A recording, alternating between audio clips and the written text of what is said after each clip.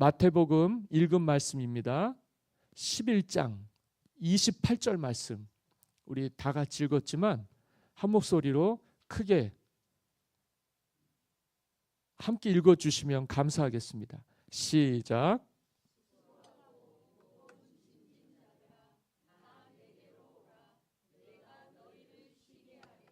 아멘. 오늘 본문의 제목입니다. 수고하고 무거운 짐진 자들아. 그리고 다음 부분이죠. 다 내게로 오라. 할렐루야. 이게 누구의 말씀이냐면 우리 주님의 말씀이에요. 우리 주님의 말씀인데 세상에는 수고하고 무거운 짐진 자들이 정말 많습니다. 너무 많아요. 그래서 지치고 고뇌서요. 꼭 주저앉을 수밖에 없어요. 그래서 여기가 끝이구나 생각하는 분들이 굉장히 많습니다. 방법이 없어요. 그만큼 최선을 다해서 살았어요. 그랬더니 지치는 거예요. 그리고 삶의 무게가 너무 무거운 거예요. 그런데 그게 인생이죠. 우리가 내가 조금만 편하려고 하면, 내가 조금만 쉬려 하면 일상이 돌아갑니까? 안 돌아갑니까? 내가 편하고자 해서 아우 정말 못 살겠다. 그리고 손을 딱 놔요. 일상이 돌아갈까요? 안 돌아갈까요? 이게 정말 어려운 거예요. 그냥 쳇바퀴 돌듯이 매일이 똑같은 것 같으면서요. 내가 여기서 발을 뺐다가는, 내가 여기서 손을 뗐다가는, 내가 그냥 여기서 편하게 생각하고 나만 쉬어야 되겠다 생각하면 일상이요 어그러지기 시작해요. 그래서 후회들을 합니다. 아이고 그러면 그렇지, 내가 없으면 하나도 안 돌아가는구나. 근데 웃으시는 분들 보니까 맞는 말 같아요. 이 수고를 암만 해도요, 여러분들 칭찬 받습니까? 상 받습니까? 이게 가치로 환산을 하면 상당할 거예요. 그런데 그냥 묻혀 있어요. 그냥 그러려니 해요. 상대방들이 정말 야속하죠. 아무도 알아주지 않아요. 그냥 희생하는 사람은 죽을 때까지 희생해야 돼요. 남 뒷바라지 하는 사람은 죽을 때까지 뒷바라지 해야 돼요. 그리고 언제 그의 향취, 그의 손길을 느껴요? 없을 때, 떠났을 때. 그러니까 다들 후회들을 해요. 있을 때 잘할 걸, 있을 때 잘할 걸. 저는 그게 제일 어리석다 생각합니다. 있을 때 잘할 걸 그러지 말고 있을 때 잘하면 돼요. 그 공로를 몰라주니까, 그 수고를 몰라주니까 얼마나 삶이 힘들어요. 아무도 날 생각 안 해줘요. 아무도 내 입장 몰라줘요. 참 서운해요. 힘들어요. 뭐 억울하기도 하고. 그런데 어떻게 해요? 이렇게 태어났는 걸, 이렇게 살아가고 있는 걸. 그렇잖아요? 이게 그냥 운명이겠거니 하고 여러분들이 많이 참고 살고 많이 희생하고 살고 있는 분들이 많이 있습니다. 그래도요, 정상적인 신앙생활을 하고 계시고 정상적인 가정생활을 하신다면 그 배우자들이나 그 식구들이 알아주셔야 돼요. 그걸 몰라주는 사람은 배은망덕한 사람입니다. 남을 희생시켜서 내가 편히 살고 있다는 사실을 전혀 모르는 사람들은요, 인간답지 않은 거예요. 그렇잖아요. 말은 하는데 시키기만 하고 자기는 하지 않고 말하는 거야 쉽죠. 그런데 그게 돌아가려면 누군가가 움직여야 되잖아요. 그런데 그렇게 한들 누가 알아줍니까? 이번 생은 이렇게 끝나는구나. 뭐 사람을 바꿀 수도 없고 그렇잖아요. 그런다고 다른 사람, 다른 식구 이렇게 둘러보면 부러워 보이기도 하고 괜찮아 보이기도 하고 그런데 사람 바꾼다고 문제가 해결이 될까요? 집안 바꾼다고 문제가 해결이 될까요? 그러니까 사회가 엉망이 되는 거예요. 엉망이 되는 거예요.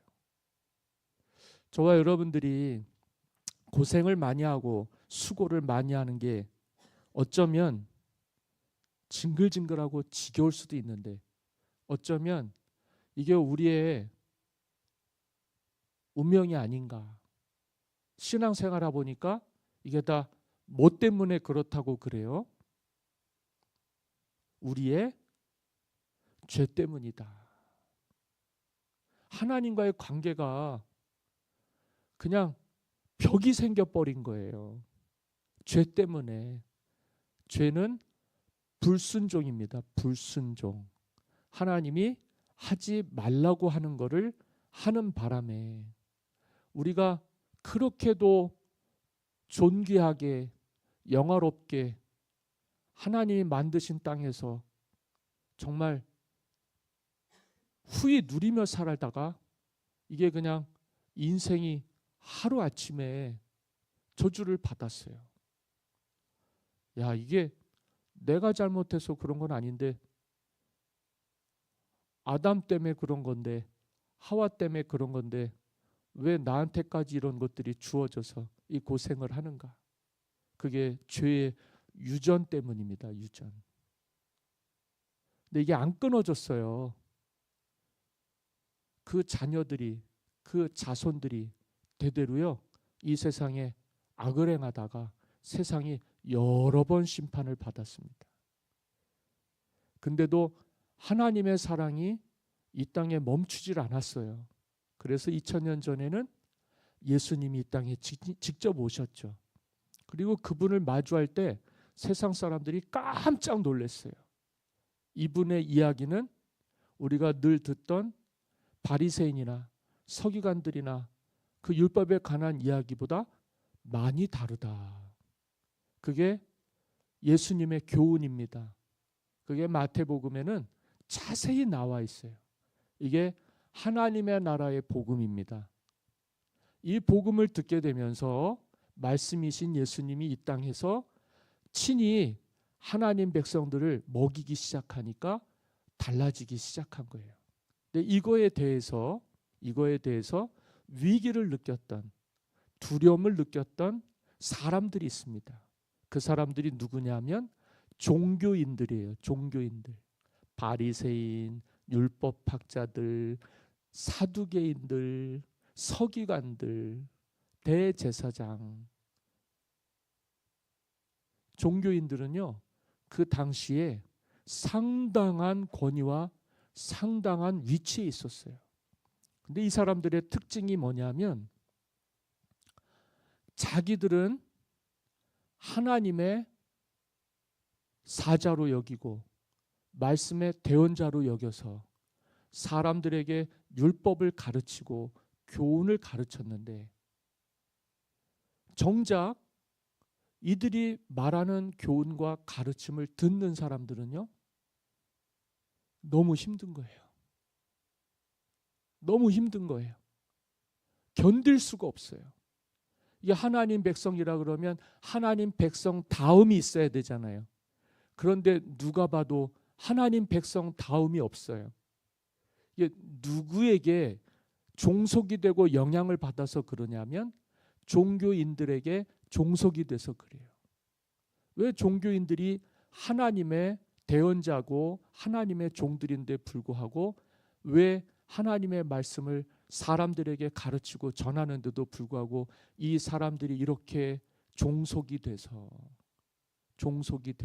이러지도 못하고 저러지도 못하고 이걸 벗어날 수도 없고 이걸 바꿀 수도 없고 그게 운명같이 돼가지고 살아가고 있는지 주님이 말씀을 해주십니다. 전에는 몰랐어요. 전에는 알 수가 없었어요. 그게 그냥 당연한 줄 알았어요. 그래서 주님 때문에 이 세상에 빛이 비쳤는데 우리는 그걸 참빛이라 하고요. 우리는 주님의 말씀이 복음이라 그래서 우리를 살리고 건지고 구원하는 말씀인 줄 알고 기쁜 소식, 굿뉴스, 가스펠이라고 합니다. 오늘 여기 28절을 여러분들이 읽었는데 수고하고 무거운 짐진 자들아. 이 사람들은 누구냐면 유대 땅에 있던 종교인들에게 희생당하고 억압당하고 이용당하고 괴롭힘을 당했던 하나님 말씀인데 하나님 말씀을 자기들도 지키지 않으면서 사람들한테는 지키라고 얘기를 해요. 그러니까 굉장히 이중적인 기준이죠. 여기 구약 성경 모세오경, 창세기, 출애굽기, 레위기, 민수기, 신명기가 이스라엘의 율법입니다. 이 율법 안에는요. 여기 바리새인들이 나오는데 바리새인들이 율법의 조항으로 몇 가지를 지킬 것인가 하고서 만들었는데 그게 몇 가지냐면 613가지예요. 10계명인 줄 알았는데 하나님 말씀, 우리가 받은 말씀은 10계명인 줄 알았는데 모세오경이라고 토라라고 그래요. 유대인들은. 근데 이게 율법의 법전이에요. 거기에 따르는 이들이 지켜야 되겠다 정리해갖고 바리새인들이요 똑똑하니까 이걸 만들었는데 613가지가 나왔어요. 그런데 여기는 두 종류예요. 두 종류. 율법은요 두 종류가 있어요. 첫 번째는 긍정적인 율법이 있어요. 그리고 두 번째는요 부정적인 율법이 있어요. 십계명도 마찬가지죠. 두 종류인데 무엇을 해라 하는 율법이 있고 무엇을 하지 말아라 하는 율법이 있죠. 그래가지고 여기 613가지 중에 이들이 지켜야 될 해야 할 것들이 248가지가 있어요. 248개. 그리고 하지 말아야 될 게 365개가 있어요. 여러분 질리지 않습니까? 10계명도 잘 못 지키는데 613가지를 어떻게 지켜요? 해야 되는 것도 248가지예요. 하지 말아야 되는 것도 365가지예요. 1년이 365일인데 하루에 한 가지씩만 하지 않아도 365일이 가는 거예요. 그거를 지키려면요. 하루에 한 가지만 지킨다 그래도요. 한 가지씩만요. 근데 여러분 말이 쉽지 그게 쉽습니까? 그래서 바리새인들이 안 지킨 거예요. 그래서 종교인들이 사람들을 속인 거예요. 성경을 보니까 예수님이 이런 말씀을 하세요. 마태복음 23장입니다. 다 같이 찾아보셨으면 좋겠어요. 마태복음 23장 1절부터 7절까지요.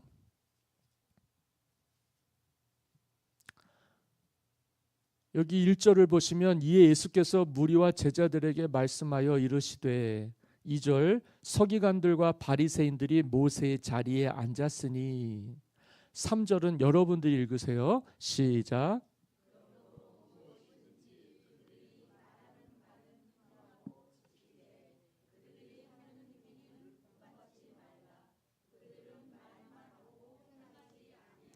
아멘.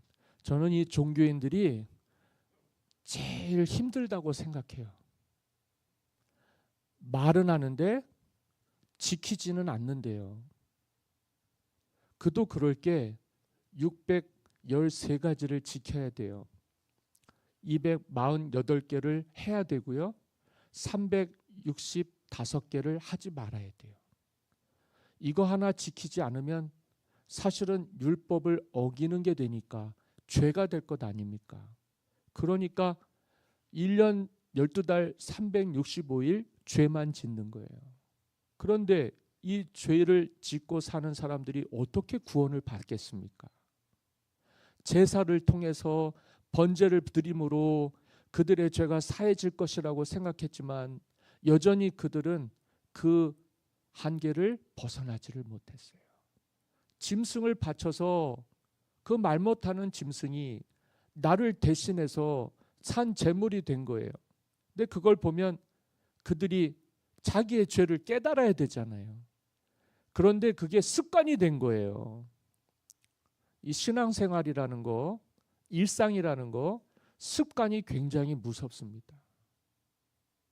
한 번은 호의인데 두 번은 호의가 되지 않아요.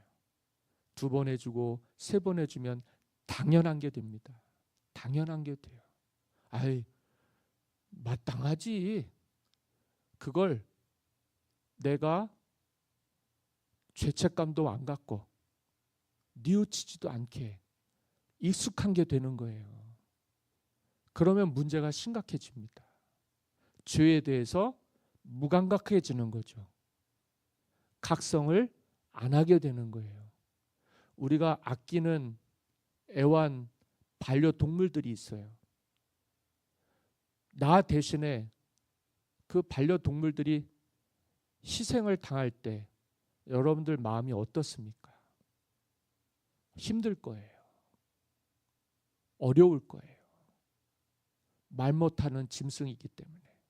그런데요, 습관이 무서워요. 그게 당연하게 여겨지는 거예요. 걔는 그래야 될 운명인 거예요. 그래서 누가 살았어요? 내가 사는 거예요. 근데 살아있는데 양심이 없는 거죠. 무뎌지고 무감각해진 거예요. 그러면 사람은 돌이키기가 어렵습니다. 제가 군 생활을 했거든요. 이등병 때는 군기가 들어있어요. 그런데 이게 인생을 닮아서요. 일병이 되고 상병이 되고 병장이 되면 뭐가 빠지냐면 군기가 빠져요. 근데 군기가 빠지면요. 다시 군기가 생기지 않습니다. 이게 익숙해지면요. 초심을 잃을 수밖에 없어요. 군기가 살아있을 때는요. 뭘 해도 다 할 수 있을 것 같아요. 근데 군기가 빠지면은요. 이게 세상 만사가 다 귀찮습니다. 그래서 목소리도 안 나오고요. 자세도 안 나오고요. 사람이 건들건들하고요. 아주 형편이 없어요. 아주 형편이 없어요. 그래서 군기를 굉장히 강조를 하는데 이게 한번 빠진 군기는 다시 생겨지지가 않아요. 우리 집사님들, 권사님들 여기 계시는데 우리가 그렇게 사회생활하고 우리가 이 땅에서 삽니다. 익숙해지니까 시간이 지나니까 이게 하나 둘 다 빠지고요. 뭘 잃어버리느냐? 초심을 잃어버려요. 처음 마음을 잃어버려요. 부부관계도 마찬가지고요. 일상생활도 마찬가지고요. 사회생활도 마찬가지고요. 처음에는 다 괜찮아요. 근데 시간이 지나면 이게 뭔가 사람은 익숙해지면 편안해지고 싶어요. 그런데 그렇게 해서 편안해지려면 그 일상이요. 누군가는요. 그 자리를 메꿔야 돼요. 그렇게 안 하면 내가 편안해질 수가 없어요. 내가 원하는 대로 익숙하게 환경을 만들면 자기 중심적인 세상이 돼요. 내가 원하는 대로 사람들을 이용을 해야 돼요. 바리새인들이 그렇게 했어요. 종교인들이 그렇게 했어요. 처음에는 잘했죠. 시간이 지나니까 하기가 싫은 거예요. 감각이 없어지는 거예요. 군기가 빠지는 거예요. 그래서는 여기 성경에서도 그러잖아요. 그들은 말만 하고 행하지 않는다. 저는 신앙생활을 말로 하는 사람들을 싫어합니다. 신앙생활은 삶으로 하는 거예요. 삶으로요. 천사의 말을 해도요, 사랑이 없으면 아무 소용이 없어요. 그건 사랑이 아니에요. 한번 식은 가슴은요, 다시 뜨거워지지가 않아요. 그냥 소 귀에 경읽기 같이 돼요. 사랑을 얘기하는데 사랑이 식으면은요, 그 사랑은 아무 쓸모가 없는 거예요. 말로 하는 게 아니라 삶으로 하는 거예요. 그거는 자기 희생이 필요해요. 만약에 613가지, 248가지에 해야 될 것과 365가지에 하지 말아야 될 것들에 대해서 사람들에게 가르쳤는데 자기도 못하는 걸 남한테 시키려고 하니까 얼마나 사람들을 이용했겠어요. 그걸 그렇게 하려고 하니까 말을 얼마나 달콤하게 했겠냐고요. 얼마나 그럴듯하게 했겠냐고요. 그러니까 사람들이 넘어간 거 아닙니까? 그 가르침이 하나님의 말씀인 줄 알고. 그런데 그 말씀은 이미 변질된 말씀인 거예요. 왜요? 자기들은 안 지키니까요. 이건 살아있는 게 아니라 죽은 거예요. 이 죽은 말씀으로는요, 사람을 살릴 수가 없어요. 이 죽은 말씀으로는요, 세상이 변화되질 않아요. 이 죽은 말씀으로는요, 환경이 바뀌질 않습니다. 그래서 이 사람들이요, 종교인들의 이야기를 듣고 짐을 너무 많이 진 거예요. 그들이 안 지니까 일반인들이 졌어요. 그래서 그들은요, 삶에서 엄청난 고통을 겪었어요. 희망이 없는 거예요. 하라는 대로 했는데, 시키는 대로 했는데 왜 변화되지가 않느냐? 왜 바뀌지가 않느냐? 이들은요, 절망할 수밖에 없었어요. 그런데 누구를 만났어요? 복음을 만난 거예요.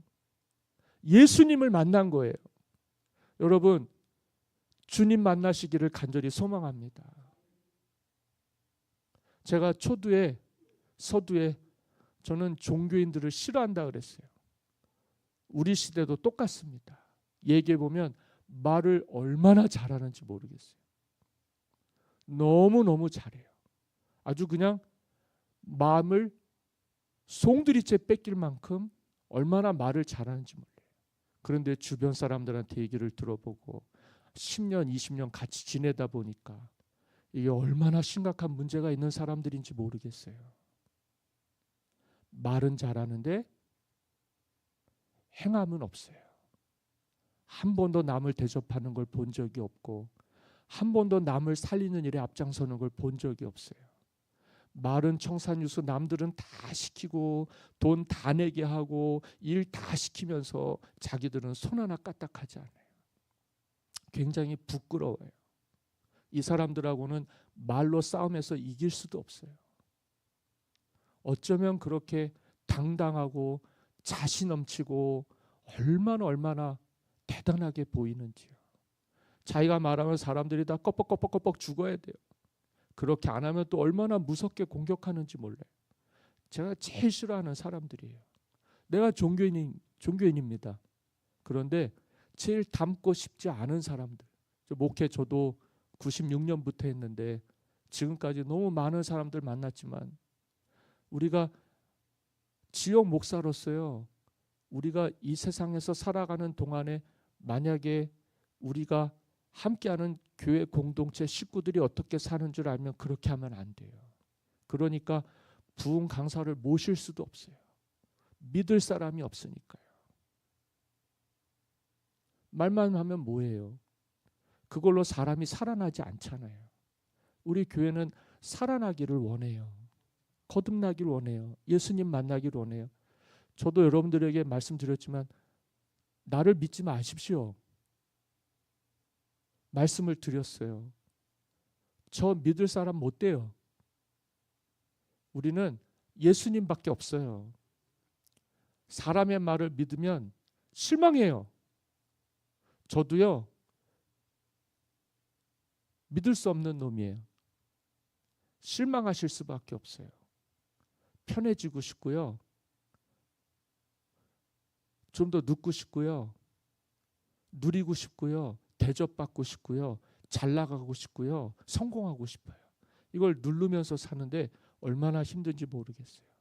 조금이라도 주님 바라보지 않으면요, 죄짓게 돼 있어요. 내가 살자고 남을 죽이게 할 수밖에 없어요. 감언이설로 사람을 속일 수밖에 없어요. 사람을 믿는 건 어리석은 거예요. 하나님을 믿는 건 지혜로운 거예요. 여러분들한테는 말씀이 있잖아요. 저는 교리나 율법이나 그 어떠한 성문화된 그러한 법들을 좋아하지 않습니다. 그건 지키지도 않고 남도 따르지도 못하게 할 그런 걸 많이 만들어 놓으면 신앙생활이 힘들어요. 아, 이것도 하지 말아야 되는구나. 저것도 하지 말아야 되는구나. 이것도 해야 되는구나. 그런데 그런 말씀 다 제껴놓고 여러분들은 말씀의 주인공이 되십시오. 그러면 수고하고 무거운 짐진 자들은 다 주님께로 왔을 때 쉬게 될 줄 믿습니다. 이 쉼이라는 건 안식을 얘기해요. 영혼의 평안함을 얻는 거죠. 여러분은 어디서 이 평안함을 얻습니까? 일터에서요? 가정에서요? 아니면 혼자 있을 때요? 못 얻으셨다면 여러분, 이 말씀은 주님께서 주의 제자들에게 말씀하신 것이 아니라 주의 제자가 되지 못해서 사람의 종이 될 수밖에 없었던 자기의 백성들 유대인들에게 하신 말씀이에요. 이제 나한테로 와라. 누구한테로 와야 돼요? 예수님께로 와야 돼요. 그러면 주님은 어떤 은혜를 주시느냐? 내 짐을 벗어지게 해주십니다. 이게 아니었구나. 613가지를 우리가 그동안 율법 종교 지도자들한테 허구한 날 듣던 그 율법의 요구에 대해서 우리가 벗어날 수 있는 길이 있구나. 주님은 율법을 완성하러 오셨어요. 그 완성은 십자가에서 이루어진 거예요. 그리고 그것은 우리에게 놀라운 구원의 시작이 되게 해주셨어요. 여러분 아시잖아요. 누구든지 예수님 믿으면 멸망하지 않고 영생을 얻게 해주신다 그랬어요. 사람 쫓아가지 마시고 주님 따라가시기를 바래요. 사람의 종과 제자가 되지 마시고 예수님의 종과 제자가 되시기를 바래요. 진짜 믿는 믿음의 사람들이 되셔서 주님 얼굴 바라시면서요, 십자가 붙들면서요, 여러분 제가 오늘 드리는 말씀 잘 기억하셨으면 좋겠습니다. 내가 신앙생활할 때 내가 조금이라도 편하고자 하고 내가 조금이라도 안주하려고 하면 남들이 힘들어져요. 천국은요, 지옥과 달라서요, 거기는요 남을 희생시켜서 들어갈 수 있는 사람은 한 사람도 없어요. 누가 들어가냐면 나를 희생해서 남을 구원한 사람이 들어가요. 그게 누구의 제자들이냐면 예수님의 제자들이에요. 그래서 주님은요, 우리가 섬김을 받으려 하지 말고 섬기는 자가 되라고 하셨어요. 왜? 여러분들 섬기는 게 힘들고 어렵잖아요. 그런데요, 그게요 여러분들을 살리는 거예요. 그게 여러분들을 구원하는 거예요. 가정에 가셔서도요, 주인 되고 대장 돼서 군림하려고 하지 마세요. 가정이 불행해져요. 남들 희생해서 내가 편한 게 얼마나 큰 기쁨이 되겠습니까? 내가 섬겨서 다른 사람들이 잘 되는 게 더 큰 기쁨 아니겠어요? 그게 예수 믿는 사람들이 신앙생활하는 방법이고 가정생활하는 방법 아니겠습니까? 직장생활도 마찬가지죠. 직장생활도 마찬가지죠. 우리는 요즘 정치인들과 종교인들 때문에 실망을 많이 합니다. 말은 많이 하는데 전혀 자기들은 지키지도 않고 하지도 않아요. 아, 참 비판적인 얘기를 하는 것 같고 마음이 불편하기는 합니다만 예수님 당시하고 너무 많이 닮은 것 같아서 저희는요, 이게 굉장히 큰 숙제예요. 하나님 도와주십시오. 내가 남 정죄하거나 비판하지 말아야 되는 줄은 알지만 너무너무 시절이 이러니까 아무도 믿을 수 없고 아무도 신뢰할 수 없어서 드리는 말씀이에요. 아, 이제는 우리가 주님만 바라봐야 되는 거구나. 우리가 주님만 따라가야 되는 거구나. 지난번에는 좁은 문으로 들어가라 그랬어요. 살이 찢기고 뼈가 부서지고 온몸이 갈리는 경험을 해요. 그게 뭡니까? 자기 희생입니다. 그게 뭡니까? 섬김입니다. 진짜 섬김을 하면은요, 뼈 마디마디가 움직이질 않아요.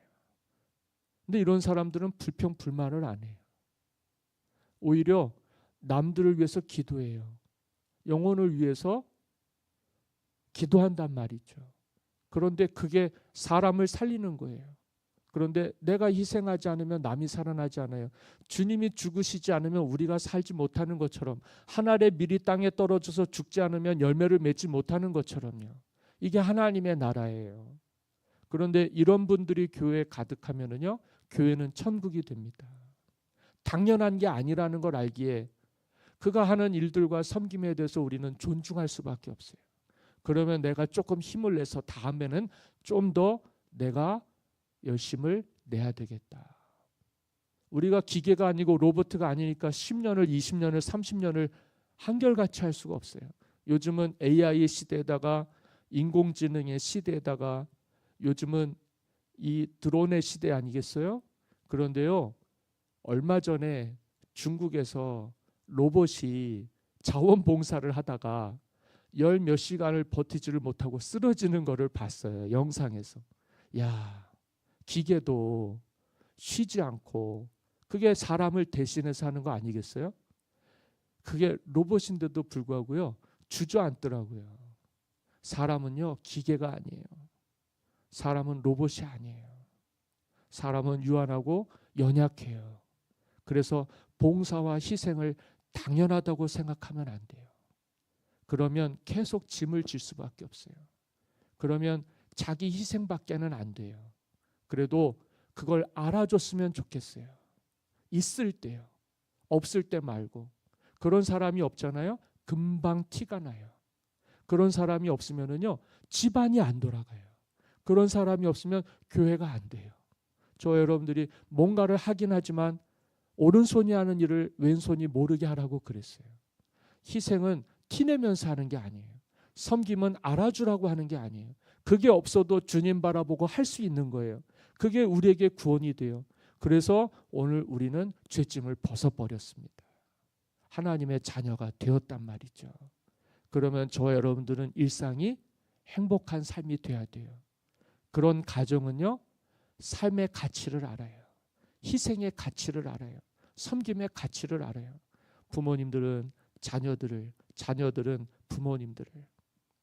우리가 어떠한 내 개인적인 생각과 뜻대로 해서 요구할 때야 그게 당연한 것 같지만은, 그래도 누군가가 나를 위해서 희생해주고 섬겨줬기 때문에 이렇게 될 수도 있었던 게 아닌가 생각하시면서 남편한테 잘하시고 아내한테 잘하시고 우리 이웃 성도들께 잘하시고 또 배우자에게 또 자녀들에게 부모에게 잘하셔서요. 이 여름 지치고 피곤하지만 여러분들 낙심하지 마시고 세임받아 일어설 수 있게 되시기를 바라고, 교회는 잘 될 거예요. 우리가 해서 되는 게 아니라 하나님이 함께 하시기 때문에요. 그런데 그 공동체는요, 섬김의 공동체가 될 거예요. 누군가를 이해해 줄 거예요. 누군가의 배려를 이해해 줄 거예요. 그래서 고맙습니다. 감사합니다. 사랑합니다. 존경합니다. 여러분들이 만들어 가시기를 바랍니다. 그러면요, 그 섬김이 빛이 날 거예요. 그러고도요, 아무도 내가 했다고 얘기하지 않을 거예요. 그리고 뭐라고 말을 할까요? 주님이 하셨습니다. 여러분, 우리 주님이 하시는 일입니다. 저와 여러분들이 종교인처럼 율법 학자들 바리새인들처럼 살지 말고, 우리 시대는요, 말만 하고 행동 안 하는 사람들이 많아요. 그래도 여러분들은 이 섬김이라는 걸 말로 하지 말고 몸으로 보여주셨어요. 가정마다 행복한 가정, 교회가 행복한 교회가 될 수 있게 하나님이 우리를 사용하여 주시기를 예수님의 이름으로 간절히 축원합니다.